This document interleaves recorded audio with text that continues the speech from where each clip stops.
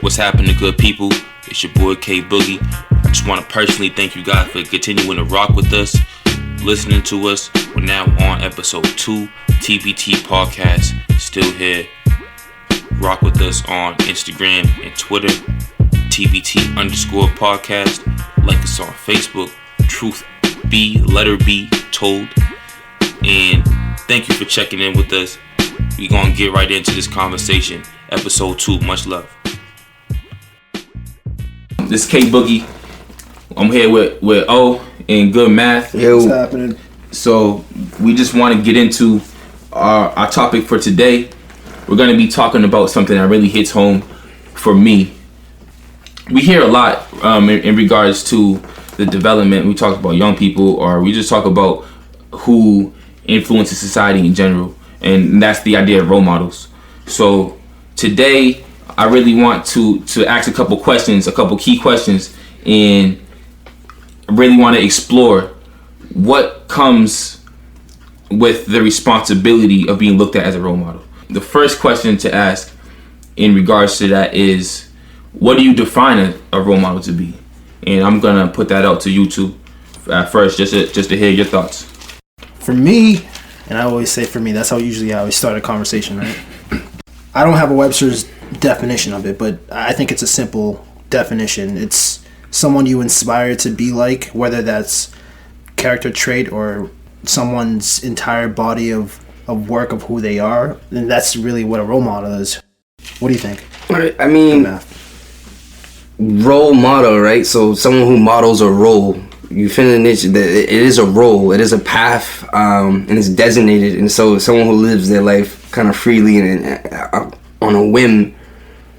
I don't really know someone that can model it the way I want to do it, but there are people that I see that they move certain ways, and I like to take from what they're doing, and I appreciate what they're doing. I can respect them on that level, and then you take nits and picks things and you add it up to what you want to be, or to help you as a means to end to get where you want to be. But as a role model, it's someone who's modeling how to do something in their lane.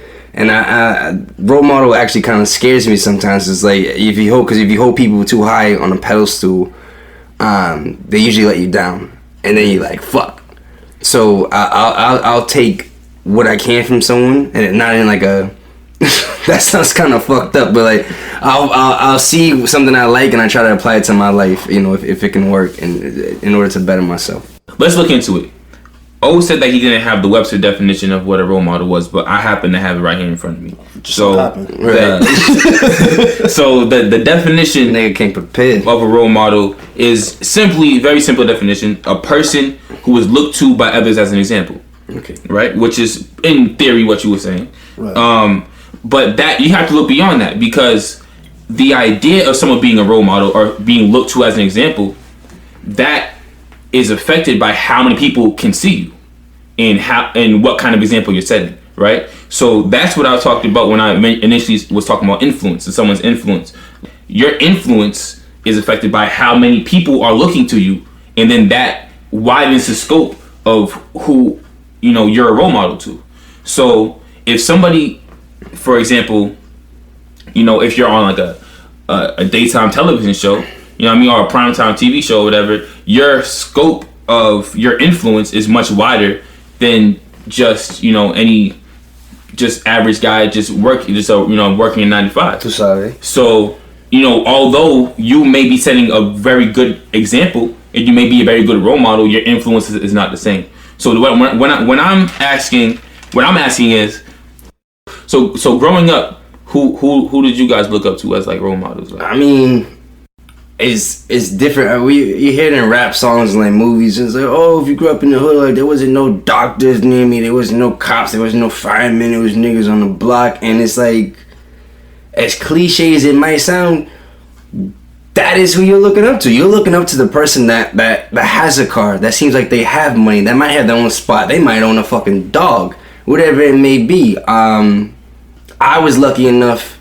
I was lucky enough to be poor. Yeah, actually, I do believe I was lucky enough to be poor. So I was exposed to the humble side and the hardship, in order to keep myself kind of grounded. But I was also exposed to wealth at a very young age because my sister's father, he was adopted, and he was adopted by a white couple, and they lived in Lexington. Like, these niggas, they had a basketball court, they had a basketball hoop, a tennis court, and a pool.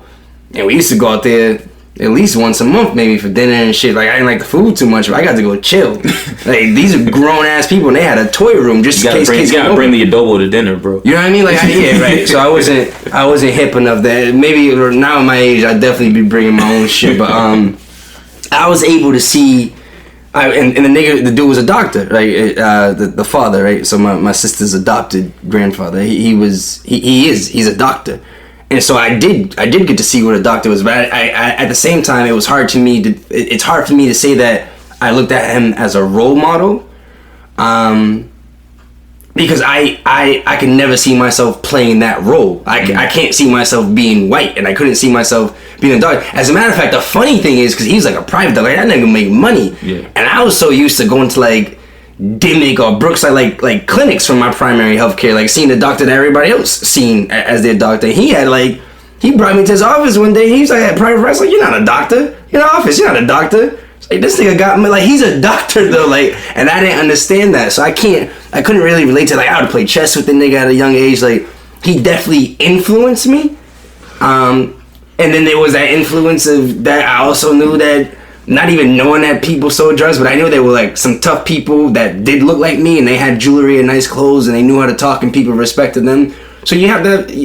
I had that balance. That's as growing up, I seen both sides, and my mother really had to stick handy, so it was hard for me to kind of stray to that side of trying to pursue these people. When I mean these people, I mean the ones with the gold chains and the cars, the ones doing what they do. It was hard for me to pursue them and get close enough to them to see how they were doing it and move at a young age, because my mother was like, nope, nigga, you in the house, I better be able to see you if you're outside.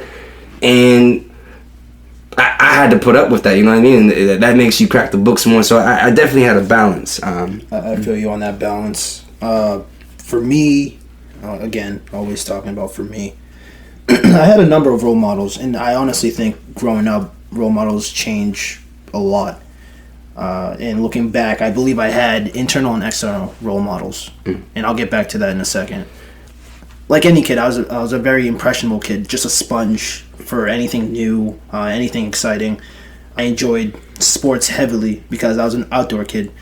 I'm an 80s baby raised in the 90s. Yeah. I wasn't inside gaming all day on my computer. I couldn't afford some of those things, so I was always outside, and the things I would like to do outside is play sports or being active. So when you're talking about internal and external, when I mentioned that, those are terms I made up, by the way. You can't look that up and find a real definition. But for me, internal were my parents.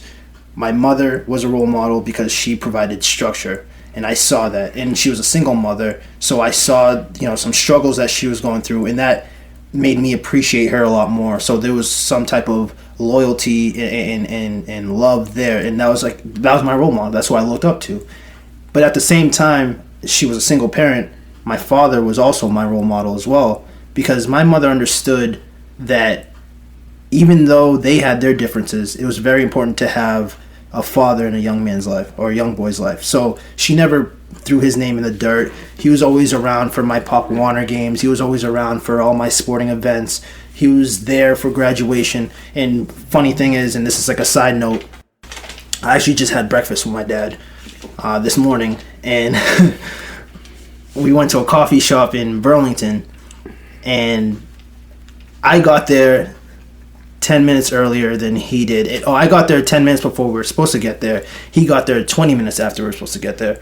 So I'm waiting in this coffee shop, and it's filling up fast, and I'm sitting there with no coffee, just taking up a seat, and I realized people were looking at me, and this is Burlington, so everyone was white. Burlington, Massachusetts. Yeah, Burlington, Mass. And I went up to the register, and I just wanted to pull a prank on them. I mean, it's Sunday morning. I don't give a damn. Right. If you're going to look at me, I'm going to give you something to look at. So I went up to the register, and I said, hey, I'm taking up this seat. I'm meeting my father for the first time. And the way their eyes lit up as if like this is, everyone wants to be a part of someone's first. Right. It's magical. It's magic. Oh my God, 2 black people are meeting for the first time. He's meeting his father. Where did he find him? And when he came in, I shook his hand, gave him a hug, and I swear one of the ladies had her phone out. I don't know if she put it on Instagram. I don't know if she put it on Snapchat. I don't know if I saw a tear or if I saw someone clapping, but everyone was paying attention that was working, was paying attention to me, quote unquote, meeting my father for the first time. I was just bullshitting. So that was pretty cool because when we went to go order our food, they're being extra nice. Oh, we have this and we have that. Oh, we have this and this and that. Oh, and we got complimentary coffees. My father had no idea what the hell was going on. And so when we were sitting down, we're talking, he's like, what was that? And I was like, oh, they're extra friendly. But now, after this episode is released, he'll find out that I pretty much set him up for a prank where everyone thought that we were meeting for the first time. I mean, it is what it is. But that's a little side note. But yeah, my father was involved in my life. He wasn't in the house, but he made sure he was a part of my life. And he was a role model because he was a male. He was someone I could emulate myself, right? Like, I see you and me, you see me and you type of thing. So those were my internal, as well as my cousins. And I was fortunate enough to have 5 male cousins. My aunt hit the lottery when, I'm saying that, I'm just being a biased guy. My aunt hit the lottery by having 5 older boys. And they were probably 4 to 10 years older than me. And they lived in Somerville. And I lived in Belmont at the time. So they were like a couple miles away. Right. And I would visit them. And that's, to be honest, that's where I learned like how to be a guy. I learned a lot of vulgar shit. I learned a lot of interesting things. And if you want to look at it, it's like those are my dad's nephews. You look at it like Jackson 5. I was with Michael Jackson, the young one, and they were all older ones. And I'd follow them and be exposed to a lot of things. But I was the special one because if they ever touched me, my dad would kill them. Right. So like I was the golden child, learning a lot from them, and I learned so much in regards to hip hop music, the culture, women. I'm being exposed at a young age, but I'm looking back. They were always positive influences. As much as they threw me out there, and it was pretty raw to see a lot of these things and hearing a lot of these things, like her. Doggy style, Snoop Dogg, doggy style. Like I didn't know Tupac. I'm like, words come out of people's mouth like that, right? But those are my internal role models. As far as my external role models, again, I was an active kid, so what I saw, I saw athletes as my role model, right? I was a huge Bulls and Cowboys fan because in the '90s they were popping. Mm-hmm. When I saw Michael Jordan do his thing, I was Michael Jordan. I even have a picture, and I'll put it up on social media, just to clown myself. I have a picture of me in a full Bulls jumpsuit. The warm-ups? Bro. Like I was ready to come out. Yeah. Could come in now. You know what I'm saying? Like, that was me. Right. So, and Emmitt Smith was my favorite athlete ever. Till this day, my lucky charm, my number is always 22. I was a running back in high school. I looked up to these guys, not because, I looked up to them because not only subconsciously I looked up to them because they were black and I could see myself in them. That's logical. Yeah. But also, I looked up to them because no matter what they were doing, you couldn't keep your eyes off of them. Like, they moved like gods on the court and on the field. Even if they didn't even have the ball, you'd be watching them. And I admired that. And I was like, damn, like, they're athletically gifted. I saw a lot of that, and I looked up to them. But I looked up to them in a athletic way. And what I got from that, the piece that I got from that is the competitive nature that they were in. I was very competitive. I loved to play. I loved to win. And they always won. Or they always won whenever I was watching. So that's what I took out of it. But my role models would change constantly.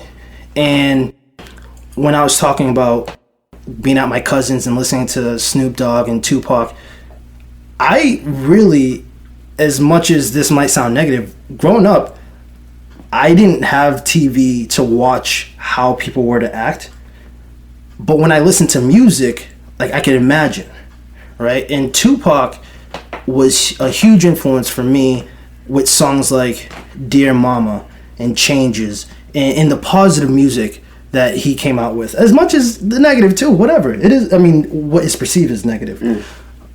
I really looked up to him. A lot of people were like, oh, Biggie was the star of the 90s, or, whatever. I looked up to Tupac because, for some reason, I connected. I had a single mama. Dear mama, I wanted to see some changes, and so I looked up to him as someone that I could connect to. But looking back, these are all people of color. I never looked up to anyone who didn't look like me. Looking back. And also, when I was able to watch TV, I mean, I'm not going to look up to cartoon characters. I'm not going to look up to Power Rangers.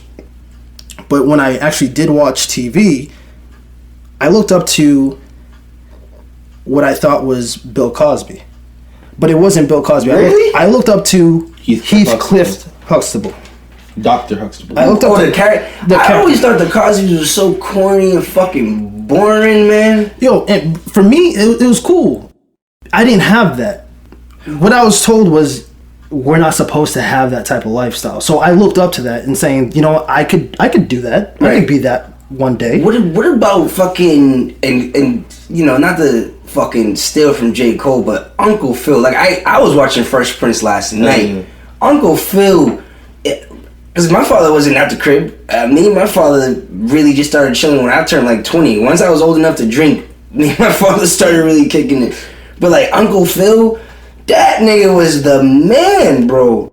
But Dr. Huxtable was Uncle Phil before Uncle Phil. Rest in peace, Uncle Phil. You know what I'm saying? Absolutely.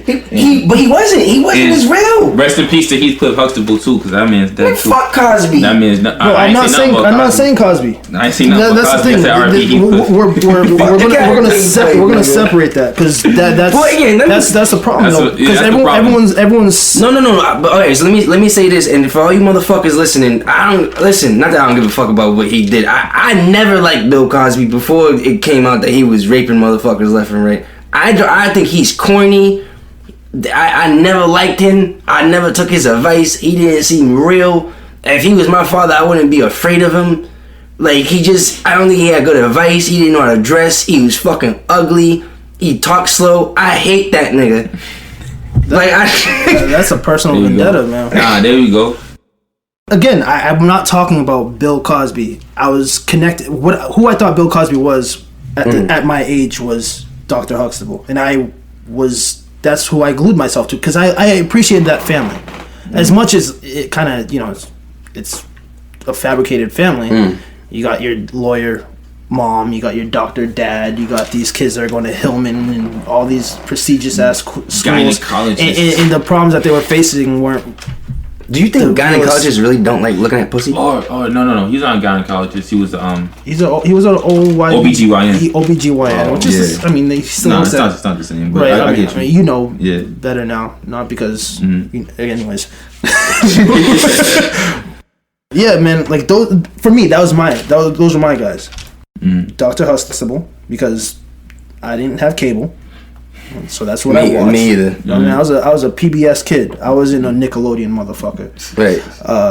So I watched that, and I watched sports, and I had my cousins and my family members. So everyone that I looked up to is funny because I grew up in an all-white town. I hung out with all-white people, but the people I looked up to were never white. So once again, let's go back to the word role model. How could you ever look up to someone or look at someone as a role model if you can't ever see yourself playing that role? And not to say you can't be a doctor, but you can't see yourself being white. You're not white. So that's why the doctor you attached to was Heathcliff, was Mr. Huxtable. Yeah. It wasn't Doogie Howser. Right. I'm sure other people could look up to Doogie Howser, but I didn't look like Doogie. Right. Because you guys I could never be that. No. I could have that profession, but I can't play that role that nigga's playing. Right. And I felt like these were the way that they acted was the path to success because he's a doctor and he has his family together, he has all these morals. That's how you have to be where you need to get to. Cool. If that's how you have to be as a black person and get to that path, I'm going that way. mind you, I'm not a doctor now, but I still took some things away from looking up to those guys. The values, the standards, how you carry yourself. And it's just pieces. You take pieces and then you build your own character, right? Exactly. You're just looking at this guy. So you see, you pull things from different places. 100%. Growing up, I'm still growing, but growing up in the '90s, I was still taking from new athletes and new people on TV and new family members. It's whatever I was exposed to, and I took the piece of their puzzle, and I put it into my whole being of the person I am now.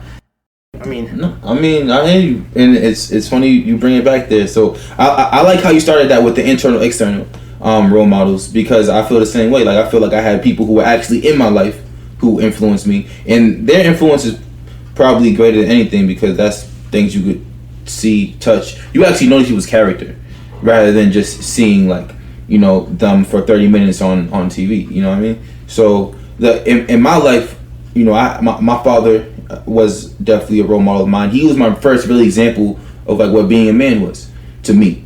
And I still get to this day, I kind of had to, me and him have had our falling outs and stuff like that. So I've had to really accept the fact that how much of my mannerisms and my myself I get from him, and how much I'm like him, and how much he influenced me. I've had to really evaluate myself to even admit that to myself, because my father wasn't always around the same as you. You know what I mean? My parents, thank God they're together again now. They were separated for a long time, and I had resentment towards him for that. Even though he influenced me in so many ways, I wouldn't even acknowledge that. I wouldn't acknowledge how much he affected me. But to this day, me and him have built a good relationship, and he was barely my first example. Like I said, with being a man was I had to tie a tie and how to put the cologne on right. You know what I'm saying? Not spray too much and put it on the wrist and then rub it on your neck. You know what I mean? All that little stuff, the little things that you pick up, and that's that's important. And to have that example. And when my father wasn't around, I kind of looked more to my outside family. My uncles, I have a lot of uncles. I have a big family, so I got a lot of older cousins also, and those are people I really look to on really a day to day, because I was raised in the house of all women, my mother, my sister, and and then my grandmother, my aunt, my older cousin, who was she was a role model to me, but it's different because she's a female, so she doesn't teach me how to be a man. So with all these people who are influences on me, the men in my life are the ones who I always gravitated towards, who I wanted to be like, because I would I would go to school and I would get teased because I might be more sensitive about certain things because I'm raised around women, so I'm more sensitive to how a woman feels about something, and I talk to girls differently than other guys would, and I was more comfortable talking to girls, so they would tease me about that because I'm talking to girls, and they're like, I'm in 5th grade, 6th grade, sitting around women. But I didn't have no girls. I was a little short, chubby kid. I didn't have no females. You know what I mean? But I was comfortable with women. So it's it's a matter of just being attentive to my surroundings. I was always on tune with that. But at the same time, I respected these men because they were men. They came home and they took care of their responsibilities like men. And like I said, I had a resentment to my father because I felt like he wasn't taking care of his responsibilities at a certain time in my life. And when he wasn't around, I looked elsewhere. And as far as internally, that's how I pulled most of my role models. For me, it's really funny. It's really funny because look back and say oh, you look to drug dealers or people in your community who might have nice cars or whatever it may be. But this guy, he lived right next door to my grandmother, and I never knew him to be he looked like a normal guy. He acted like a normal 9 to 5. He woke up early in the morning, left we thought to work. You know what I'm saying? Bread, yeah. And he came back and he had a huge house to himself, lived by himself. Huge house, big yard. Had a dog in the back. He would let go in the backyard, play with his dog. He had a niece who would come by and visit him, and when she came over, we would all hang out with her. You know what I'm saying? And she was it was a community. So he was really part of part of the community, and me and my little cousins looked up to him. You know what I mean? And it's ironic because when I moved away from there, I lived with my grandmother for a short time, and when I moved away from there, years later, I read a news story article about the same guy, and they raided his house and everything they found, you know what I'm saying, as far as like weapons and nigga was a stolen murderer. merchandise and stuff like that. But I used to play in his living room. Right. You know what I'm saying? And like I looked up to him as a man because he did drive the nicest car on the street. You know what I'm saying? He did have this big nice house to himself. He used to throw parties and everybody would go to his house for the party. You know what I'm saying? And like I looked up to him in that way. But like you're right. It's just interesting like how we look back at our life and we see the people who influenced us and we know what we pulled from them. Right. But it may not be their full story isn't what we're pulling from. You don't absorb them completely, but I mean it is true about like a lot of these characters. They paint this picture, and you might have read that news article, and they probably threw that nigga underneath the bus like he's a havoc on society. Like that nigga's chaos. Yeah. But at the end of the day, to you, that nigga probably help you. Like he'll pay you to shovel his car out or something. Like the good peoples. He held it down. He did what he had to fucking do. Right, and especially we're all black in this room, and I'm sure there's other people who feel the same way. But sometimes you gotta do what the fuck you gotta do. Nobody's giving you no fucking handouts. All this shit niggas talk about with these handouts. Handouts are meant to keep you wanting to get handouts. I don't want no fucking handouts. I want to bust my ass and go get it.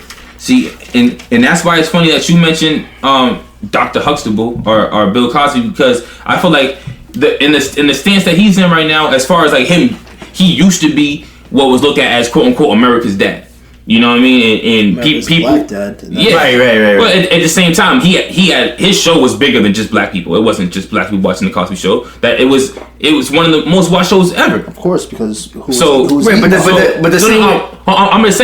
saying that to say this, right? Like he had that persona, and then whenever you interviewed Bill Cosby, not Dr. Huxtable, whenever you heard Bill Cosby talk, he would be the one to say, oh well, condemn like rap music or certain things that young people were doing as far as like dressing. Fuck that nigga. No, but do you know that like I did not hear any of that? Apart from him outside of that role, I don't know a damn thing. So this is what I'm saying, and y'all did or I didn't. And y'all know me, so fuck what a listener thinks. Y'all know me. What I'm saying is, before I ever heard the man speak on some like I condone most people who are black, because that's what he does. He doesn't condone what he considers to be black niggerish thuggish behavior. That's what he calls it. He doesn't acknowledge oppression, poverty. He doesn't acknowledge it. None of those are factors because he found his way. He made it. Before I heard any of that shit, just watching, I was broke too. I had a dial TV that you turned and it sounded like cranking. There was 25, 56, 5, 4, and 7. Some Spanish channel was thrown in there sometimes. You really had that because those were the channels. Yo, so like, and when the Cosby Show was on, I'd rather go read a fucking book. You know what? Thank you, Bill Cosby, because I'd rather read a book than watch that shit. That show, before I even heard the nigga talk, I hate that nigga. I couldn't stand him, bro. And it turns out he's a fucking brick. Here's the thing, too, though. I'm listening to y'all. Yeah. And y'all are saying the influence was. I ain't saying nothing about your character. I love you. No, I'm not going that way. I'm going with this. Y'all were talking about your community, and that's who you saw, and this is what you saw, and this is what you wanted. I didn't grow up in a black community, so my influences were exactly what I saw in media, in my internal. I think I would have been a little different if I was raised around black people and my neighbors were black and everything else was around me was black. But I didn't have that. So when I'm saying Dr. Huxtable, it's what I'm watching. He was the biggest black person on TV at the time. No, I get that. You feel me? Now, I looked up to him because the dude wasn't whipping people's asses. Like, he wasn't whipping his children's asses like my mother was whipping my ass anytime I got in trouble. So I'm like, damn, that dude is cool. If he could get a message through without whipping ass, I love that. But that's not reality, bro. I appreciate my ass whoopings. But at the same time, My grandmother had that switch. I think that's why I didn't fuck with him, because You know you're why so I put right. you know why I put toys away, bro? Like I cleaned.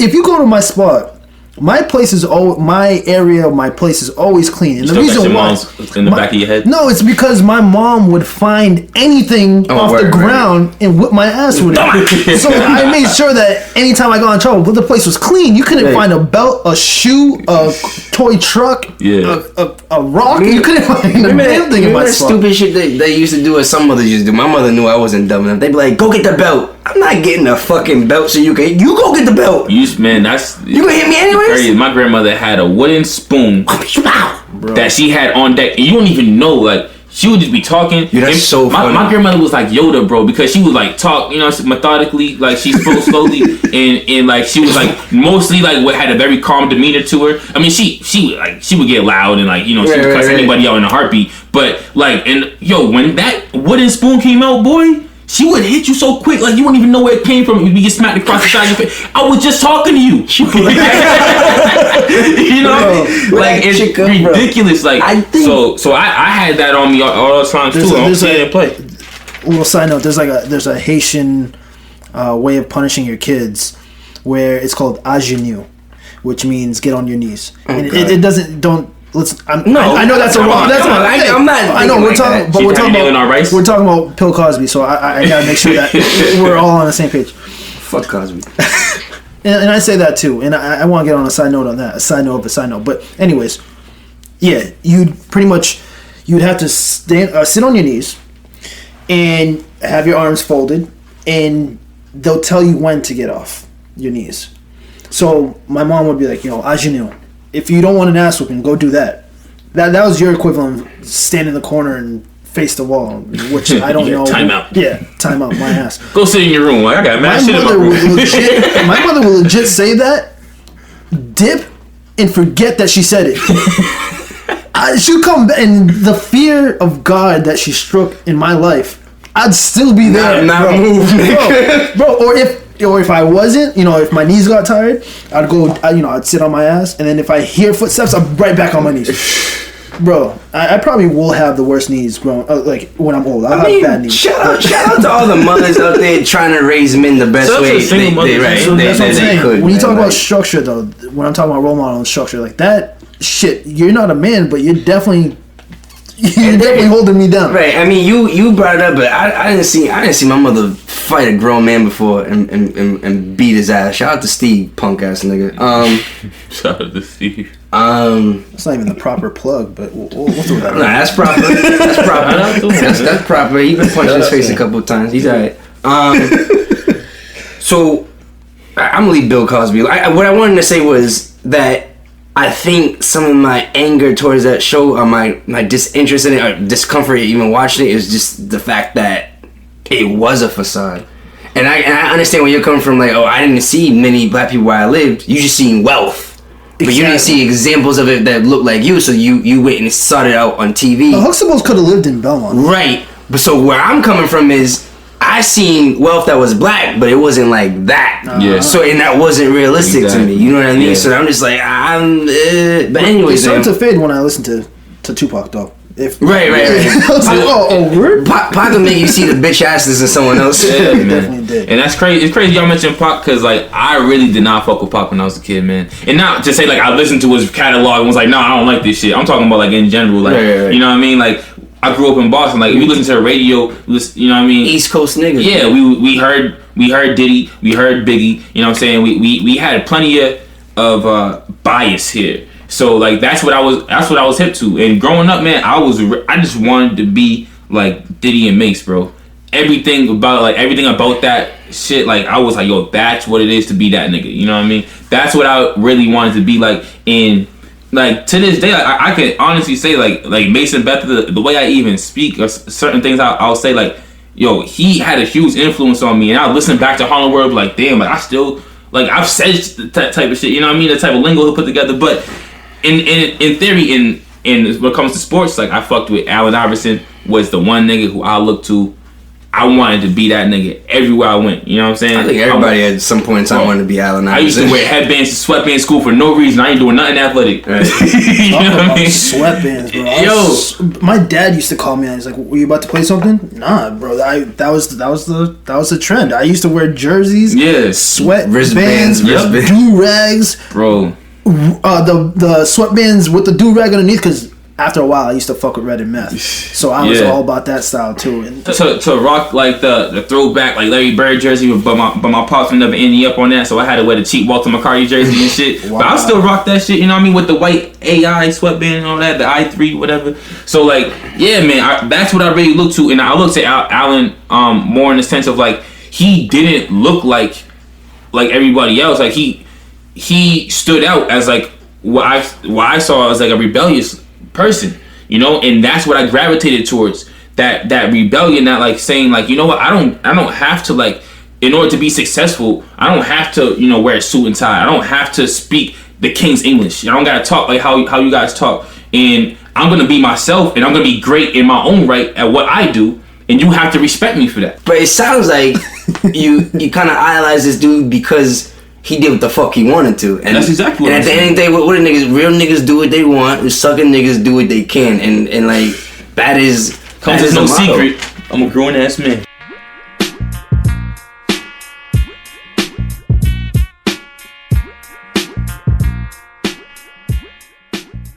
Shout out to my mother, man, because I should have. We're talking about role models. Like, she's real as fuck, nigga. Like, I'd be nooked sometimes, and she'd be like, "What? You ain't ready? You scared?" And I'd be like, "Oh, I ain't scared. I'm ready. I'm ready to go." I never into sports or rap too much like that, because she's had me on this fucking watch society because society's fucking you over for a long time. I'm talking about in meetings like when I was like 6. So like, I never, because when you seen Mason Puffy, you know, and I like some of their songs, but I thought they were a little corny, but that's neither here or there. When you said how you like, that's what it means to be that nigga, I never even thought like that. I never even thought like to be that nigga. Like, now that I'm older, I'm like, yeah, I gotta be on you. But like when I was younger, I was never like, oh, be that. I just wanted to like be me, have fun, and not have my mother whip my ass. that was it. I'm with you. Nah, I didn't feel that either, and I didn't feel to be Tupac. But right when I stopped listening to music, because as a kid, hip hop music was fast paced. I wasn't really a fast listener. I wasn't allowed to listen to most hip hop besides Tupac. To be honest, I couldn't keep up with the lyrics, and at the time, it was all about the beats. It was whatever I was able to jig to, and I was jigging to, you know, Biggie. I was jigging to everybody, but when I actually started to open up my ears and hear the message, Tupac's message resonated with me. That's why I like Tupac. I mean, the way I see it is, my mentality started to change or become a role model more recently, because, you know, now I'm a father, and, you know, my daughter, like, she really changed the way I view almost everything. So now that she's, you know, going on 2 years old, and I'm watching her grow and develop and become, you know, the sum of the influences around her, I'm thinking about what type of model do I want to have myself be? What kind of example do I want to be to her? Because I understand that relationship between a father and a daughter is legitimately, you know, what builds her relationships with men for the rest of her life. For example, riding in the car with my daughter, as I do all the time, and I'm conscious of the music I'm playing to her, because I understand that the older she gets, like, maybe she may not understand the words, but like, the older she gets, she'll understand it, and like, she'll recall certain things, and like, things will become commonplace to her and become, you know, kind of normal and accepted. Like, if a song is, you know, being derogatory or degrading, if I'm listening to, you know, bands make her dance, like, she's thinking that, oh, this is what you're supposed to do. Like, you know what I mean? It's just like, simple things become okay, and I have to be conscious of those sort of things now.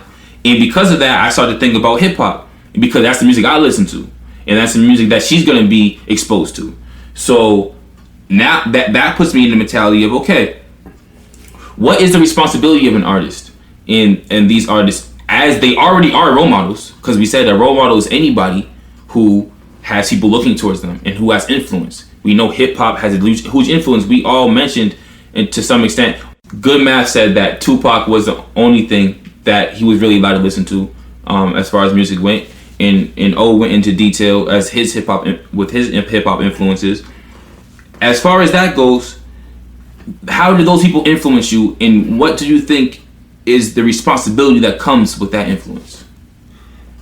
I don't think that someone should go into making music thinking about how that's going to influence others. It's good if they do. That's a very conscious level way of thinking.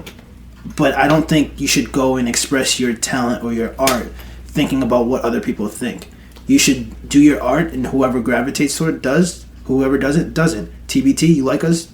Listen. If you don't, don't. So I'm not going to say something because I want everyone to pay attention and like it.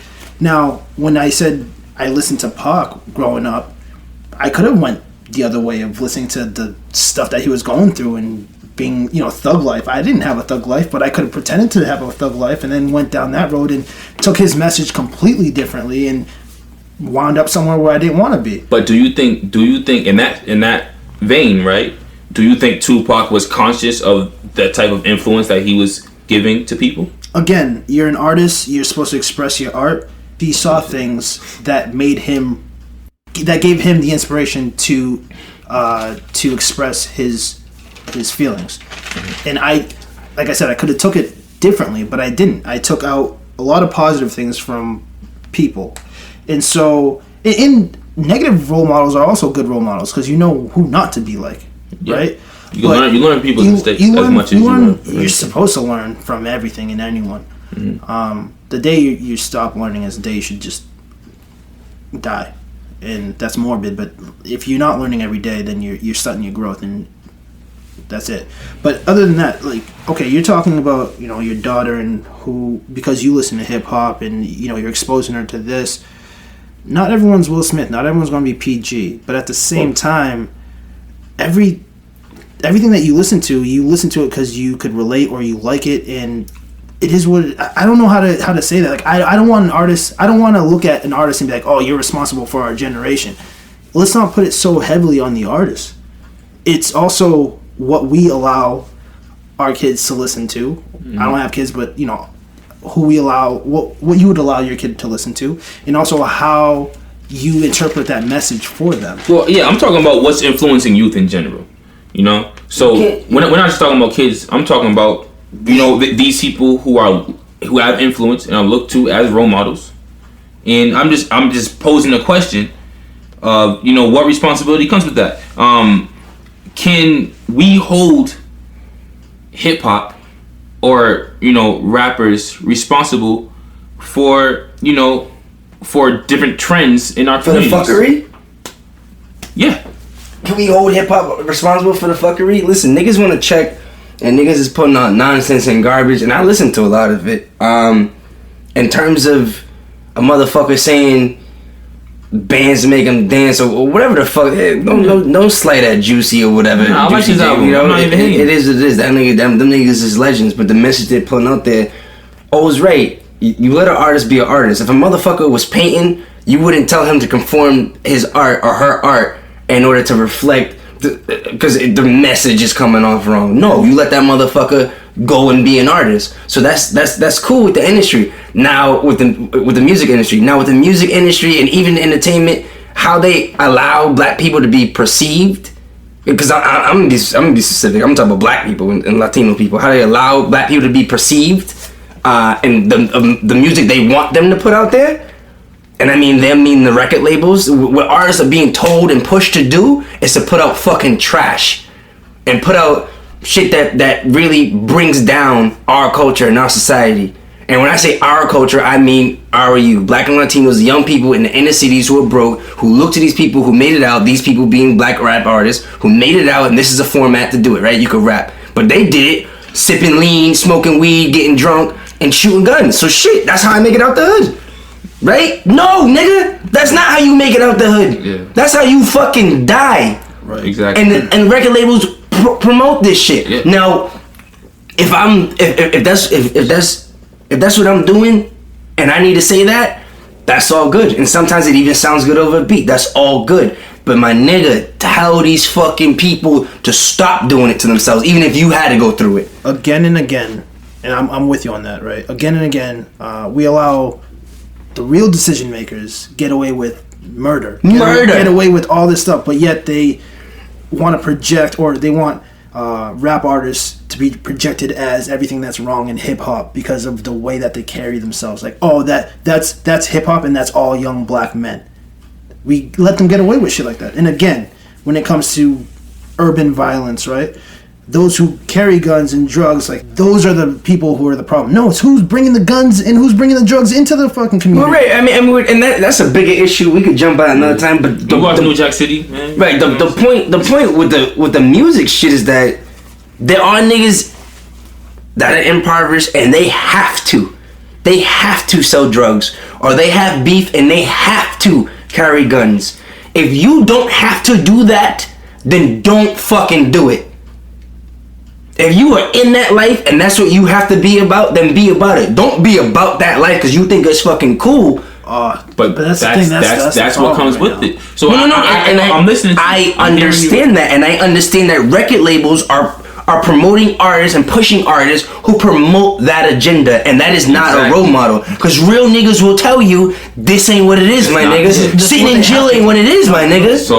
So yo, with that said, there's two sides to this shit. There's the industry, and there's the artist. Do we have to hold the artist responsible because they're allowing themselves to become a pawn to an industry where they're basically selling out in order to continue to portray this cycle within our community? I'm only smiling because I'm gonna tie this back into our preview episode where like niggas was defending Tom Brady, and I said, well, if y'all were playing football, you know a nigga said something racist, you would still kind of play football because you need that check. That's your profession, right? Mm-hmm. So how, if that's all right in that circumstance, then why isn't it all right for some nigga to go pull some coon tomfoolery shit and make a record even though he know he destroying the community, he ain't really about that life, he want his check. Niggas is trying to make it, even if it makes that black people and Latino we'll cut each other down, especially black people. We'll cut each other down quick over some fucking money. So if a nigga gonna fucking give me a check and all I gotta do is tell niggas to drink lean and all I gotta do is smoke weed and sip Hennessy, fuck it, fuck them niggas. I'm getting my money. If you're wondering if hip hop is responsible for, you know, whatever it is in our culture, here's how I see it. Rap isn't responsible for the crimes or responsible for the negative aspects in our culture, but they do not help alleviate the problem as well, right? So if you want to think about influences, if you want to think about these artists, should they think about what you say, or should they, you know, have this in the back of their heads of who they're influencing? No, they shouldn't. Now, there's hip-hop artists that aren't helping the situation, right? There are hip-hop artists that aren't clearly giving a positive message, but at the same time, it's your responsibility as a parent and a role model to your kid to be able to help steer where they go. And you're steering. You can't control. You can't tell them left foot, right foot. But they start going off the path and start, you know, trying to be these people. Call them out. Yo, you're not that person. That's relevant to Kate Boogie and his situation, and a couple, you know, of many parents who are in their child's life. I know niggas that don't. Their mother busting the ass. She got to work 2-3 jobs. She won't even be home. These niggas be in the street and they listening to these niggas. Hip hop has a direct correlation to violence at times. When all this shit, niggas be, I'm a savage. That's not Boston shit. Mm-hmm. That's not even. I've never heard that. That's that Chicago shit. Right, and that's glorifying what the fuck is going on in Chicago. And really, what's going on in Chicago is that they tore down one of the biggest fucking projects. We brought, what is it, Cabrini? We brought this up last podcast. They tore that shit down, spread them niggas throughout the city, and now they're cutting each other's fucking throats because it's more beef. Everybody's everywhere. So do you think hip hop is really destroying Black America? No, I think America is trying to destroy black culture, and it uses hip hop as a tool to go through that. Yeah. So that's really what I wanted to get to. I'm glad that you put that all together like that, D. Yeah, and here's why I say it's different than the example that you gave us earlier, though. Would you good math, because you said you compared it to playing for an organization like in the NFL. What do you mean? Oh, you're talking. So yeah, when I said that an artist doing some fuck shit for a check is the same thing as a nigga playing on a team for racist company. Some racist, racist people. So the reason I say it's different is this: in order to be a successful football player, you have to play for a league or an organization. There's no other way to have success playing the sport. For a rapper, you don't have to. It's a decision. You can be successful by putting the same work in independently, and plenty of people have done that. And there's plenty of formats to do that. Does it take more work? Does it take more integrity? Is it more rewarding in the long run? It may very well be. But the idea that you need to have a system behind you to be successful, not just at 10 people who are signed to these record companies, they're here today, they're gone tomorrow. Mm-hmm. But it's what's popular. You said it, right? You said it. It's what's popular. There's the difference between right now. What's popular is independent artists. There's mainstream hip hop, and then there's underground hip hop. Right. It's always been like that. Right. Some people like to relate to underground hip hop because it's real shit. But there's mainstream independent artists. Plenty of them.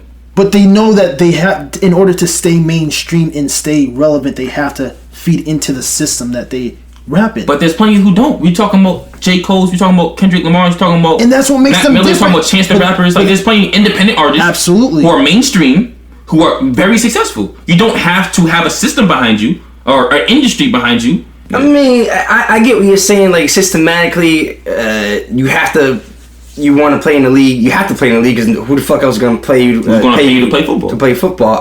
That's a problem in itself. You know what I'm saying? And we talked about that in our first episode also. Or prelude. The record, hip hop in general, was underground. It started as underground. It wasn't hot. Mm-hmm.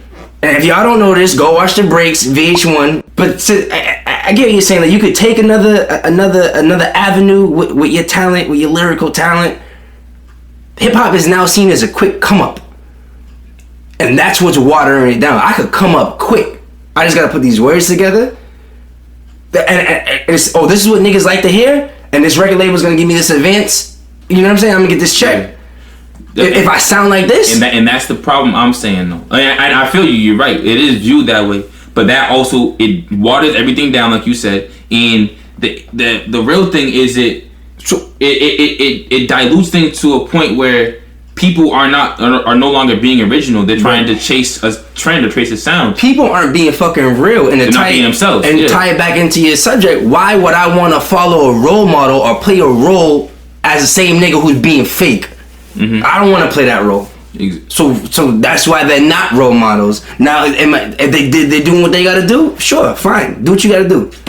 But you can't decide who's a role model, it's a decision by the individual.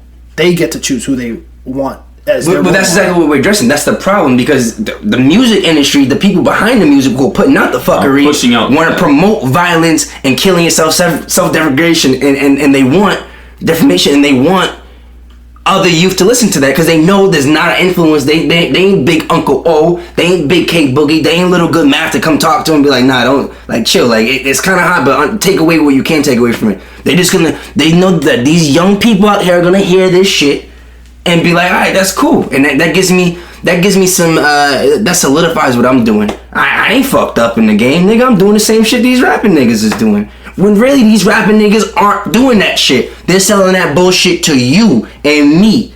We're smart enough to take away from that. But these niggas ain't, and they're posed as they're being created as they are role models. This is what you look up to. A nigga that says you kill niggas, you a savage, you bout it. And there ain't no slight at Chief Key. I love your shit. I got like 14 songs on my motherfucking iPhone. 4 of them are yours, my nigga. The other ones are like Kendrick's album, so holla. So with all that said, who do we want to be role models in our communities? Well, look at this. It's the way we look at it now. We're older now, so we want more of a positive role models. Back when we were younger, we didn't give a fuck who they were. I mean, we didn't really care. Besides, I don't think we were aware that we were looking at them as role models. Exactly. And I think you mentioning your daughter, you want to make sure that the people she listens to, the people she looks up to, are all positive influences. And I think that they are. Look, for us, for example, we're her godfathers. I mean, you K Boogie, you a fucking role model. To be honest, apart from that, that's the obvious, right? You're very involved in your daughter's life. You're not a Sunday dad. Right. You're not a stoop father. You know, you can't pass this line off the stoop to visit your pops. I mean, to visit your child. Right. You're involved with your kid's life, so you're a role model. You're consciously thinking about your daughter. You mentioned her in the last episode, so you're there. We're there with you.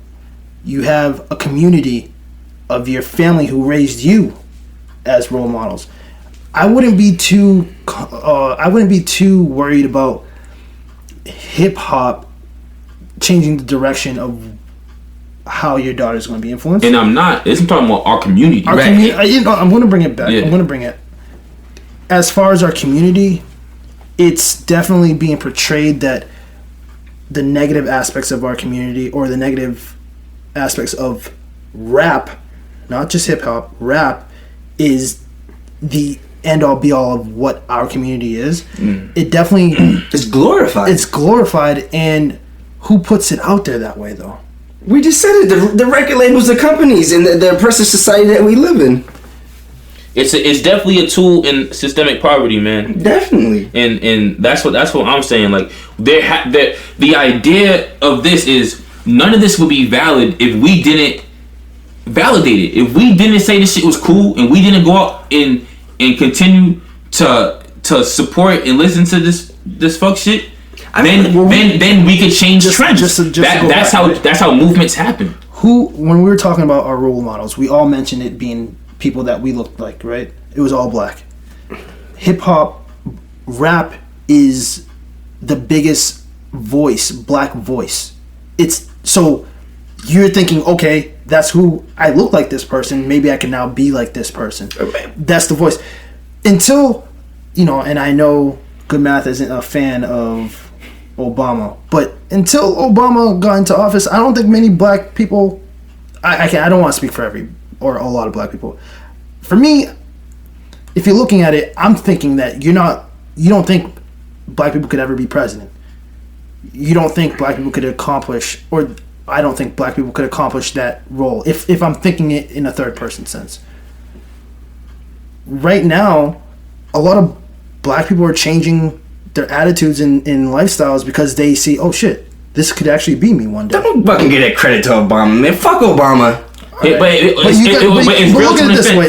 When I have a president and I could follow him on Twitter and he could tweet out that I'm listening to Aquemini and nigga, that's my favorite album of all time. I'm like, damn, that's crazy. Like, you can't say don't give him shots. Don't chop him down. You cannot like him. You cannot. It's not even about Obama though. I'm just talking about in general the idea of a role model. This is bogus. Obama is not a role model. Obama is a fucking puppet. He has no power. He does with the oppressive. I do say that about every president. So he's no different because he's black. By definition, he's a role model. Yeah. No. Yes. Fuck him. Yes. He's not your role model. I'm talking about definition wise, and that's what this whole conversation is about. I don't think Chief Keef is a role model either, but by definition he is because he has a following. Obama is not someone to look up to. Obama is a fucking puppet. I'm not even saying that. Obama has allowed such atrocities to happen to black people under his reign that it's fucking gross. He was selected for a reason. He was put in there for a reason. When I see that there's a half selected president, when I see there's a half black president, I'm fucking scared. Because that means them niggas is really trying to get away with something. Because dumb motherfucking people are gonna see, oh, there's a black president. Well, shit must be better. No, the fuck it's not. Shit's worse. It's not better. Shit's worse. Shit's worse. And you are right. Rap is collectively seen as the biggest black voice, and they're snatching that voice and turning it into some fucking nonsense. But taking this what I took back from you, what you were saying, that was actually good before that nonsense about Obama, because fuck Obama. I respect you niggas too much to let y'all even give that nigga any credit. I'll never let that shit slide. Every time that nigga's name come up, this is gonna be the same attitude. Fuck him. But what I did take away from you is that we should be looking. What you said about K Boogie and his family and us being here and him having an extended family, how it takes a community. We as black people need to start looking to ourselves as our own role models and being that example. And it needs to be more power in that. Stop attributing so much credit to these motherfuckers that don't care about us. Yeah. Absolutely. But I'm not going to defend what I said, but I am going to speak my truth. Go ahead. Bringing this back to what I said earlier, I looked at people's characteristics. I looked at people's traits, and I take pieces from people to build, or when I was growing up, to build who I was. You might look at Obama as a whole and not like it, and I understand that, but there is a piece of him that allows you to look up to that. You might not like him as a whole, but don't tear him down, because there's pieces that will allow people to say, I could connect to that, and I could do that. And that's in our own community. I don't want to ever chop down someone in our community because I just don't. But like, Obama, I'm always trying. So hold on. Obama isn't in our community. Obama is a fucking slime ball that actually works against building black culture. Every president does, and I agree. Yo, alright, so my nigga, hold on a second. Every time I've said something about Obama, you said every president does. I'm not talking about every president. I'm talking about the black one that y'all just brought up. So address that nigga, because he shouldn't be doing that. Let me address it. So the thing is, we can sit here and we can speak truths, right? The truth is, yes, there have been so many. It's not even, you can't even use the word coincidence, because the idea that all of these racial tension and this race war that surges up is happening all under Obama's tenure for a reason, without a doubt. And we understand this system chooses who the president is for a reason. We don't choose our president, so I understand that he's a pawn in the system, just like these fucking rappers are. I get that. Yep. What I'm saying is, it's the same shit. Also, but you gotta, you know what? I don't want to even sit here and try to defend the man, but also you gotta look at duality. For the first time ever, there's twice as many black men in college as there are in prison. That's never happened before. Mm-hmm. Oh, that's happened under Obama's tenure. No one mentions that. Why? Because it's easier to bring a black man down than it is to ever say anything positive about him. And that's the kind of shit I'm talking about. It's a mentality. I'm not talking defending Obama. What does Obama have to do with putting people in college? I'm just saying, you saying negative things that happened to the black community under his tenure. Positive things are also happening. But are we talking about those things?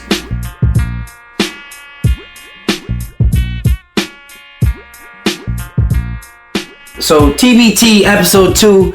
Shout out to O, because I know it's going to be a lot of work editing this fucking podcast. We went a little left. We're still going off the energy from our first episode, so forgive us. You know, we're feeling a little podcast famous right now for no apparent reason besides the fact that we love ourselves as we should as beautiful young black men. Slayer. So it's episode 2. My man K Boogie brought up a good question, because we need, it's a new year, so let's start thinking about role models and the influences in our community. And I think the conclusion that we came to is that although there might be a lot of outside influences that kind of deem or put this negative stigma on being black, in order to realize who we are and our own strengths, we need to look closer to ourselves and our communities and stay together and be close-knit. It takes a village to raise a child, and it takes a village to maintain itself in this community, right? So we build from there. Much love to you guys. Happy New Year once again. Bless.